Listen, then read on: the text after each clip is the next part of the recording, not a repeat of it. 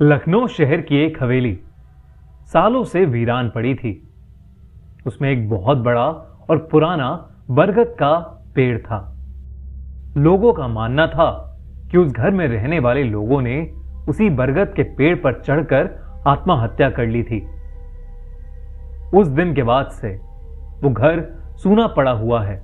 उसे ना तो कोई खरीदने के लिए तैयार होता और ना ही कोई उसमें किराया देकर रहना चाहता। ऐसे में राज त्रिपाठी नाम का एक बिजनेसमैन जो अब तक अमेरिका में रहा करता था, अमेरिका में काम करते करते वो आदमी डिप्रेशन का शिकार हो गया था। वहां वो अकेले ही रहा करता था और उसकी जिंदगी में पैसा और काम के अलावा कुछ नहीं रह गया था।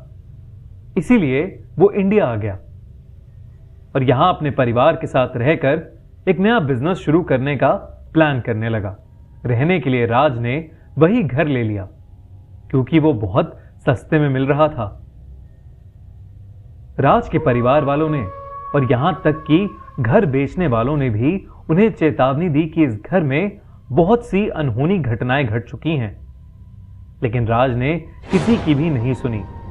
नया घर लेने के बाद वो वहीं पर कुछ दिन अकेले रहने वाला था। उसका परिवार कुछ दिनों के बाद उसके साथ रहने के लिए आ रहा था। एक रात राज अपने कमरे में आराम से सो रहा था जब उसे एक आवाज सुनाई दी।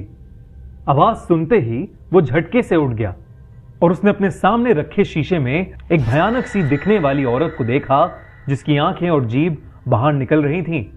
राज ने जैसे ही उसे देखा वो बहुत डर गया। वो अपने बिस्तर से उठा और दौड़कर घर से बाहर भागने लगा।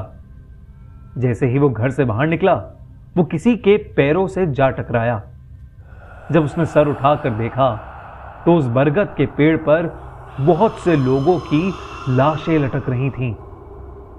उस पर कुछ बच्चों की, कुछ बूढ़े लोगों की और कुछ जवान लोगों की लाशें लटक रही थीं और उन सभी की आंखें बंद थीं और जीभ बाहर निकल रही थी।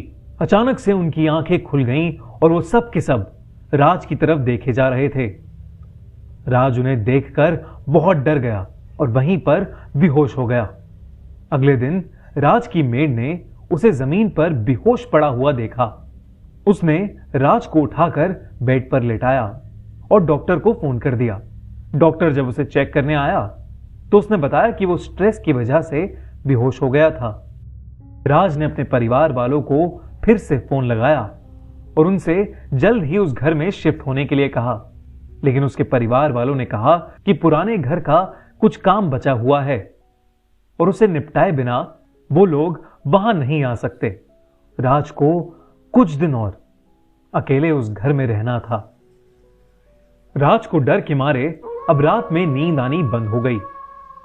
वो आधी रात में सोते सोते एकदम से उठ जाता और उसे ऐसा लगता कि जैसे वो सारी लाशें उसके कमरे में ही उसके आसपास खड़ी होकर उसे घूरे जा रही हों। पर वो हिम्मत करके अपनी नींद की गोलियां लेता और फिर से सो जाता। लेकिन एक रात अचानक राज की नींद फिर से खुल गई। उसने देखा कि वो बरगद के पेड़ के ठीक नीचे लेटा हुआ है और वो सारी लाशें उसके सर के ऊपर लटक रही हैं और वो लाशें तैरती हुई नीचे आ गईं। नीचे उतरने के बाद वो राज को देखे जा रही थीं और उनकी आंखें ठीक उसी औरत की तरह बाहर निकल रही थीं। राज अगले दिन फिर से उसकी मेड को वरांडे में बेहोश पड़ा मिला। उसकी हालत दिन ब दिन खराब होती जा रही थी। उसने सारी बातें अपनी पत्नी को बताई और अपने परिवार को जल्दी से उसके पास आ जाने के लिए कहा। लेकिन उस रात के बाद राज और उसका परिवार फिर कभी नहीं मिल पाए। अगली सुबह जब उसके परिवार वाले वहां पहुंचे तो उन्होंने देखा कि उनकी हवेली के आगे भीड़ जमा थी। राज की लाश पेड़ से लटकी हुई थी। सब कहने लगे कि राज ने आत्महत्या कर ली है, लेकिन सिर्फ उसकी बीवी ही थी जो उसके सच को जानती थी। उसे पूरा यकीन था कि उसके पति की जान वहां पर रहने वाली उन दुष्ट आत्माओं के कारण ही हुई है। इस घटना के बाद उस घर में कोई भी रहने नहीं गया और फिर उसे तोड़ दिया गया और उस बरगद के पेड़ के आसपास एक मंदिर बना दिया गया। आपको क्या लगता है, क्या राज सच में हेलुसिनेट कर रहा था और उसने डिप्रेशन की वजह से सुसाइड की होगी, या वो उन दुष्ट आत्माओं की वजह से मारा